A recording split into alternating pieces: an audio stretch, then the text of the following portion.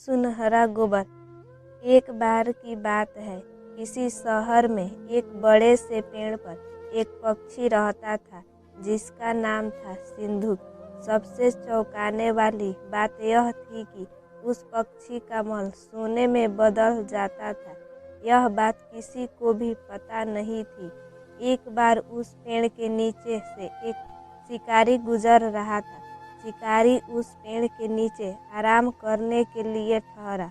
वो आराम कर ही रहा था कि इतने में सिंधुक पक्षी ने उसके सामने मल त्याग कर दिया।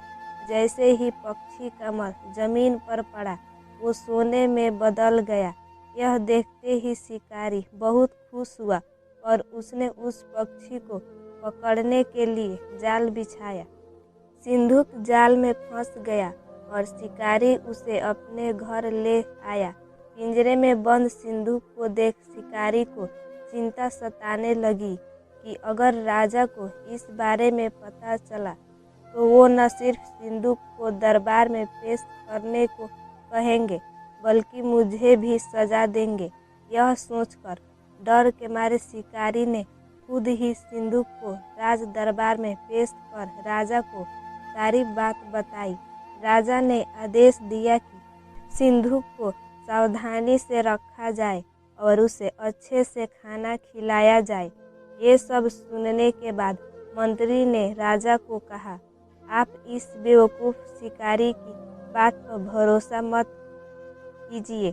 कभी ऐसा होता है क्या कि कोई पक्षी सोने का मल त्याग करे? इसलिए अच्छा होगा कि इसे आज़ाद करने का आदेश दे। मंत्री की बात सुनकर राजा ने चिड़िया को आज़ाद करने का आदेश दिया। सिंधुक उड़ते उड़ते राजा के दरवाजे पर सोने का मल त्याग करके गया।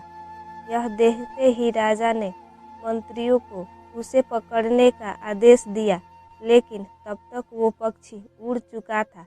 उड़ते उड़ते सिंधुक कह गया, मैं बेवकूफ़ था जो शिकारी के सामने मल त्याग किया। शिकारी बेवकूफ़ था जो मुझे राजा के पास ले गया। राजा बेवकूफ़ था जो मंत्री की बात में आ गया।